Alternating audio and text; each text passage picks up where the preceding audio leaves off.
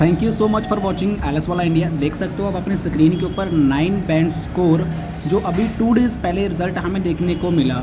और आप भी कह रहे होगे कि एवरी वीडियो में ये यही चीज़ें ऐड करता है। Clear IELTS exam in the first attempt, इनका पहले अटेम्प्ट में एग्ज़ाम क्लियर हुआ है। 6.5 in listening, 6.5 in reading and overall 6 band score. अगर आप भी अपना एग्ज़ाम पहली बार में क्रैक करना चाहते हैं, पहली बार में क्लियर करना चाहते हैं, तो आप मुझे व्हाट्सएप के ऊपर मैसेज कर सकते हो। व्हाट्सएप नंबर आपकी स्क्रीन के ऊपर आपको शो हो रहा है एंड आपको डिस्क्रिप्शन बॉक्स में भी मेरा व्हाट्सएप नंबर मिल जाएगा।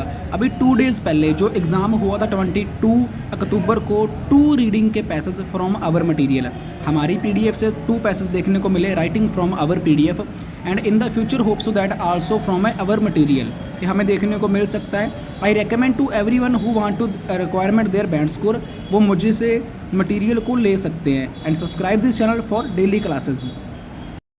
Part 2, Part 3, and Part 4. Now look at Part 1. Part 1. You will hear a conversation between 2 students who have just started college. The 2 students are making plans for the evening. First, you have some time to look at questions 1 to 3.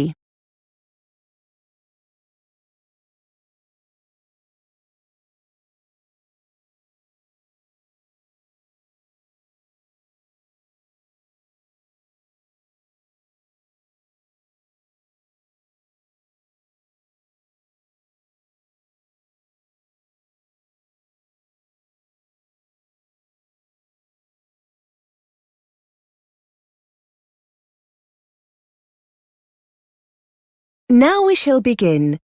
You should answer the questions as you listen because you will not hear the recording a second time. Listen carefully and answer questions 1 to 3. Hi Lydia, how was your French class? I enjoyed it. Francoise, the teacher, she's really nice and friendly. What about you? You're in the exam class, aren't you? Yes, it was good. There's a lot of work, but I think I'm going to enjoy it. Anyway, we were going to meet up later, weren't we? To see what the city centre's like. Do you still want to go? Definitely, yes. Some of the people in my class went out last night and had a great time. Where would you like to go? What would you like to do? I'm not that bothered, really. We could walk around for a while, do some window shopping, see some local sights. I wouldn't mind seeing a film later in the evening if you'd like to. My host family are cooking, so I don't think I'll be hungry for a meal or anything like that. I don't really want to stay out too late, no clubs or anything. What about you? Let's just see how we feel when we get there, shall we? My teacher told me it's late night shopping, so there should be lots to do. Shall I meet you after school? Before you hear more of the conversation, you have some time to look at questions 4 to 10.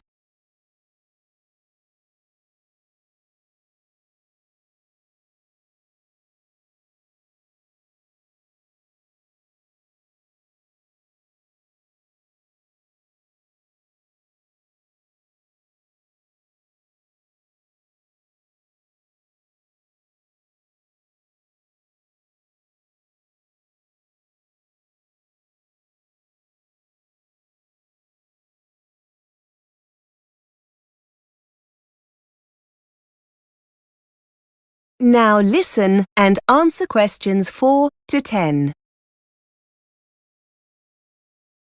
Well, I need to go back to my host family first. As I said, they're cooking me a meal and it'll be a chance to meet all their family. Shall I come to your house when I've finished? You're with the host family as well, aren't you? Yes, I haven't memorised the address yet.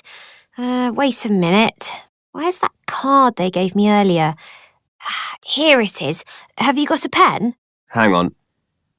Right. Yes, what is it?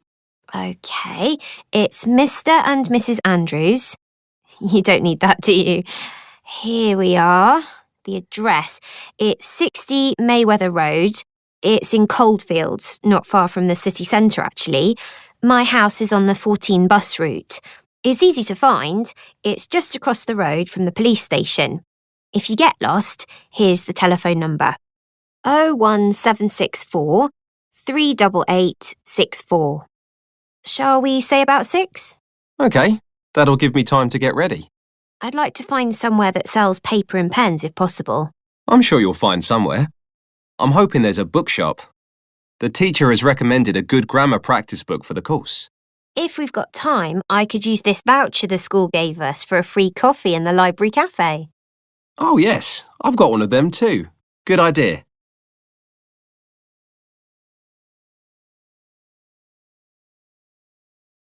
That is the end of part 1. You now have half a minute to check your answers.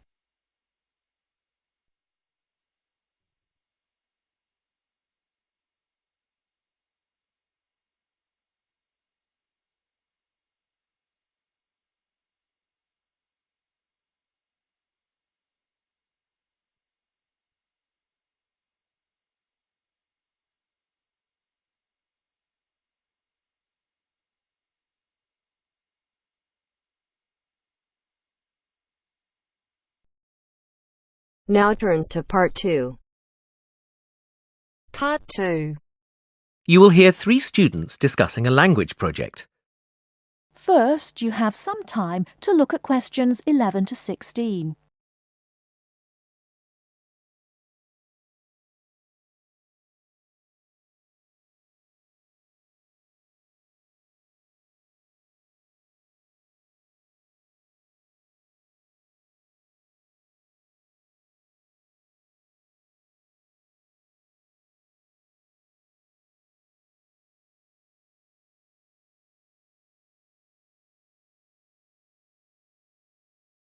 Now, listen carefully and answer questions 11 to 16. So, we need to get this field trip sorted out as soon as possible, don't we? Yes, let's get started.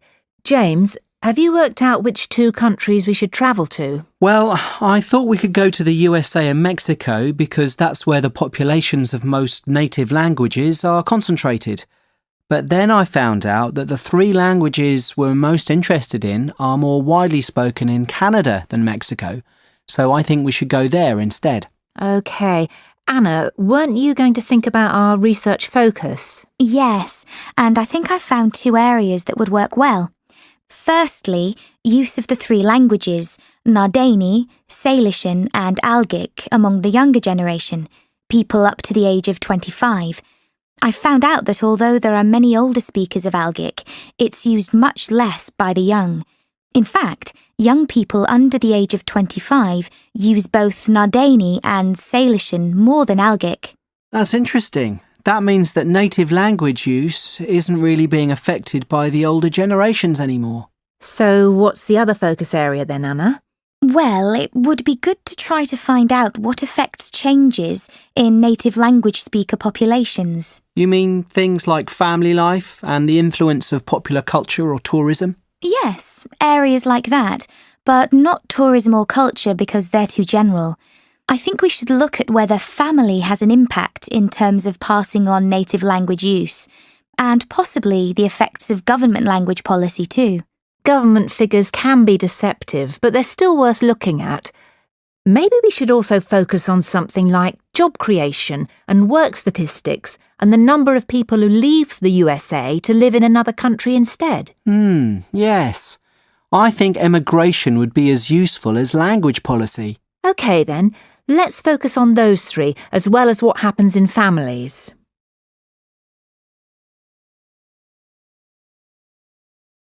Before you hear the rest of the talk, you have some time to look at questions 17 to 20.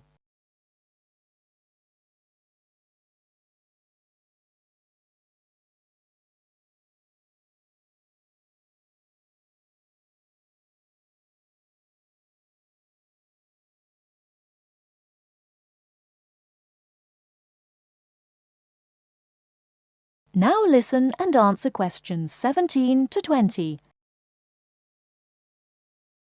Well, shall we look at our route now? Most of the speakers we're looking for are in California, so we could start there. We can spend 2 weeks travelling around and meeting people to get some background information, and then start collecting data. What do you think about beginning in the southwest corner of the state and visiting the Barona Reservation? That's a good idea. We'll be able to get some interviews with native language speakers there. And then we could go to the Eastern Mountains to visit the local education authority of North County. They've got a native language project for school children. Why there? Wouldn't it be better to go to the education department in San Diego? It's bigger.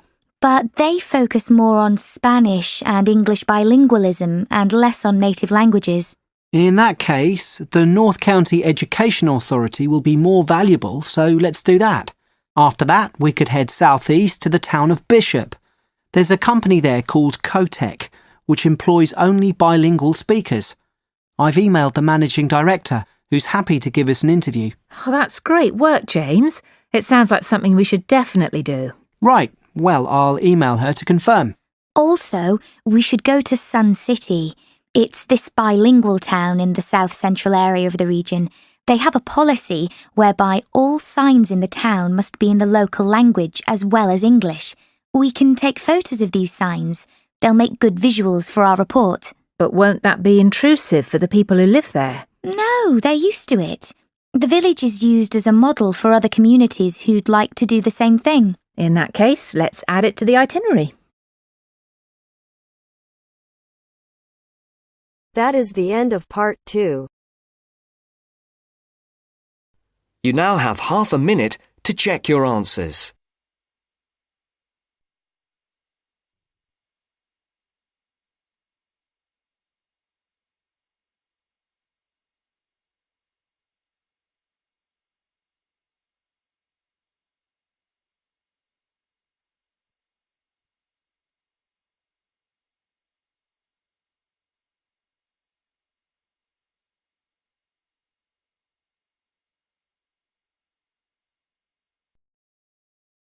Now turns to part 3. Part 3. Tutor answering students' questions about using the college intranet. First, you have some time to look at questions 21 to 25.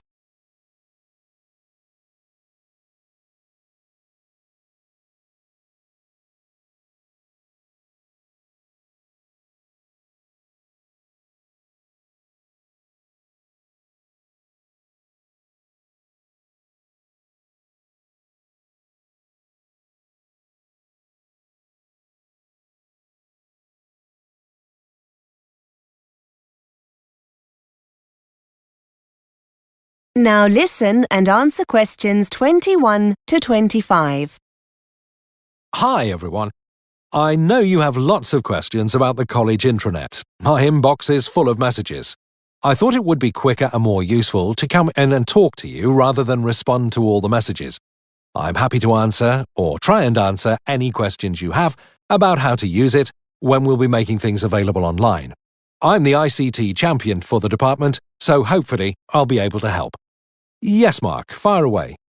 Can you tell us when the assignments are going to be put online? If you're talking about your second assignment, that should be on already. I uploaded it last Monday. Wait a minute, let me check the schedule. Here we are. No, tell a lie. It was the following day, the 14th. Tuesday, the 14th of October. Have you logged into the intranet yet? No.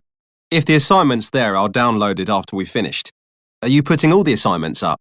Yes, I've been waiting for your subject tutors to email them to me. As soon as I have them all, I'll put them online. There's a deadline of the 24th of November. All course assignments need to be online by then.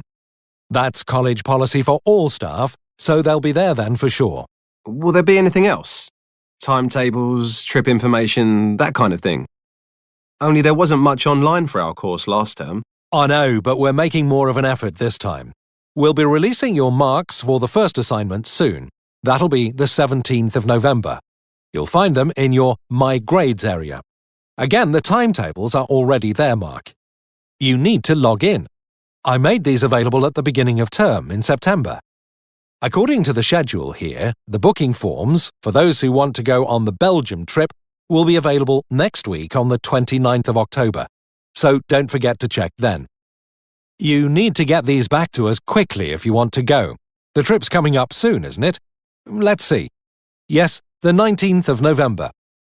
Now remember, there are lots of learning materials on the intranet as well. Quizzes, web links. Before you hear more of the conversation, you have some time to look at questions 26 to 30.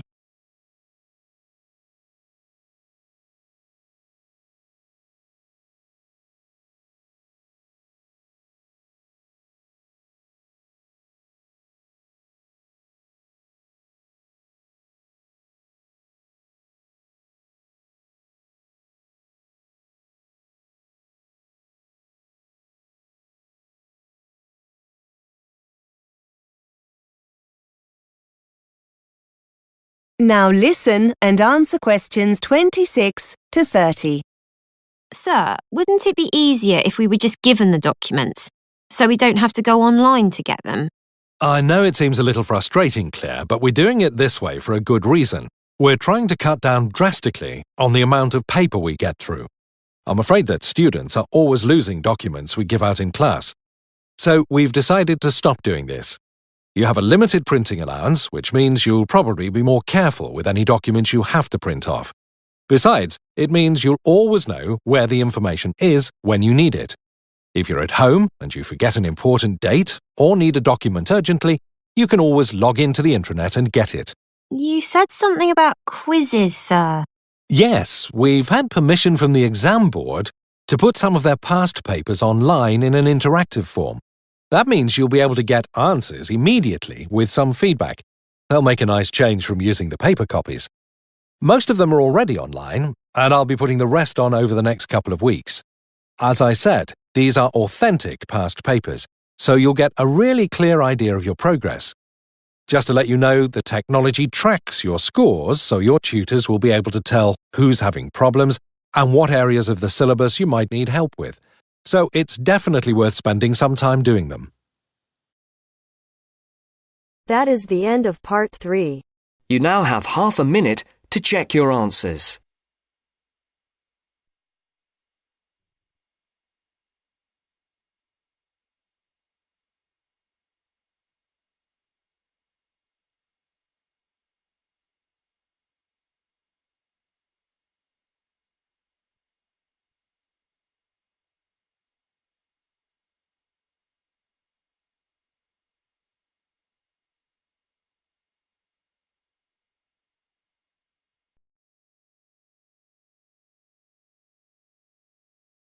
Now turns to part 4. Part 4. You are going to hear a lecturer giving a talk on time management strategies. First, you have some time to look at questions 31 to 37.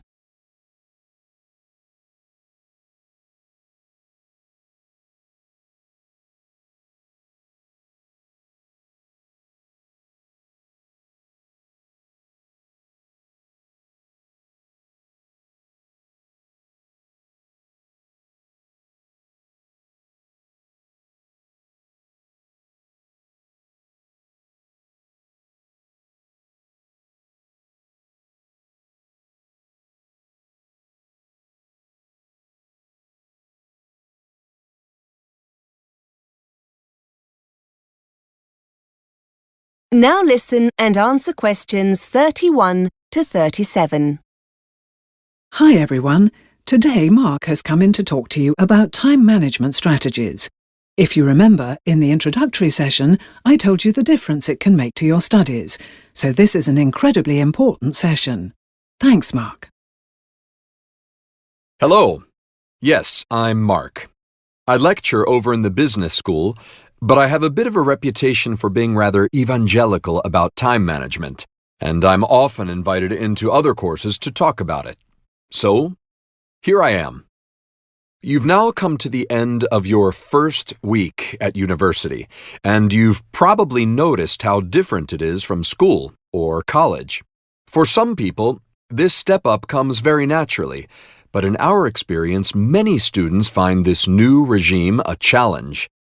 People aren't watching over you anywhere near as much, and you're expected to be far more responsible for your own learning. Research I've carried out shows that 65% of male students have poor time management skills. It's not quite so high for females, but still, a majority of 55% would benefit from developing these skills. Students who don't will see their grades and general progress suffer as deadlines are missed or work gets rushed, with a decline in the quality of work as a result. In a nutshell, you need to be aware of the big picture, to know what's coming down the line at any given time and what needs prioritizing. Start by creating that big picture using our yearly academic planner. And don't hide it away in a drawer somewhere. Give it pride of place somewhere, like on the bedroom wall, so you'll have daily reminders of what's approaching. During this first week, you'll have been given seminar and lecture times, essay deadlines, exam dates, and so on. Add these dates to your planner and add any new deadlines, such as seminar presentations or tutorial dates, as you get them. Those important non-academic occasions shouldn't be ignored either. Trips back home for family celebrations need to be factored in. Looking at your planner, the first thing that will strike you is how much time you have on your hands. Just a few seminars here and there, a couple of lectures on Tuesday and Thursday. Easy, you think. But this is very misleading indeed. Your planner only looks empty because it doesn't show all that essential self-study you'll need to do. And, as there's no one else structuring this time for you, you'll need to manage this yourself. You don't want to waste those hours between lectures or seminars in the cafe. Use this time to read through your lecture notes, prepare for the next seminar, or do some research for that next assignment. Essentially, structure your days on a 9-to-5 basis as if you were a full-time employee, and start to calculate how you're going to fill those gaps efficiently. Start by considering how you're going to meet all those deadlines. If there are any cooks among you, you'll know that putting a nice meal on the table requires more than just, well, cooking. You need to research the ingredients, buy them, chop, slice, mix, and so on. Cooking itself is a long way into the process. It's the same with that essay you have to write, or that presentation you might have to make. They need careful planning beforehand, and that time needs to be built into your preparation. Start prioritizing what needs doing and when. Download our monthly and weekly planners to help you map it all out. Before you hear the rest of the lecture, you have some time to look at questions 38 to 40.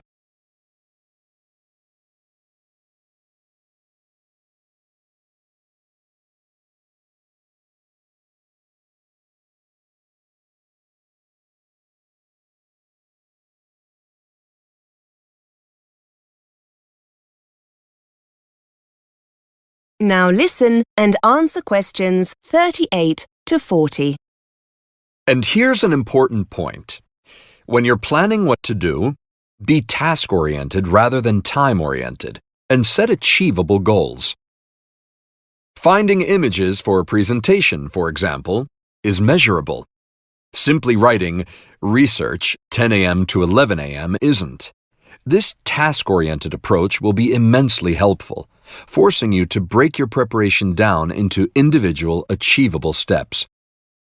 Try to assess when busy periods are likely to occur, such as the week leading up to an assignment deadline.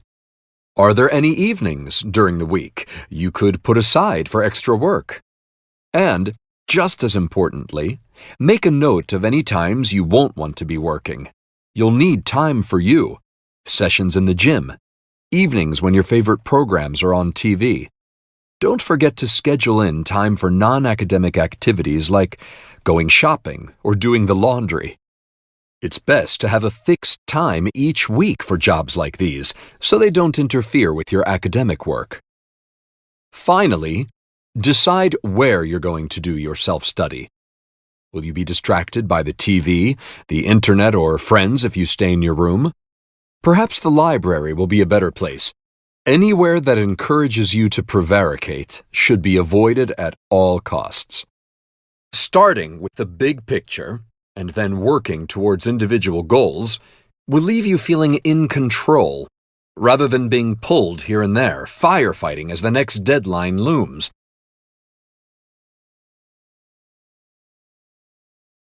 That is the end of part 4.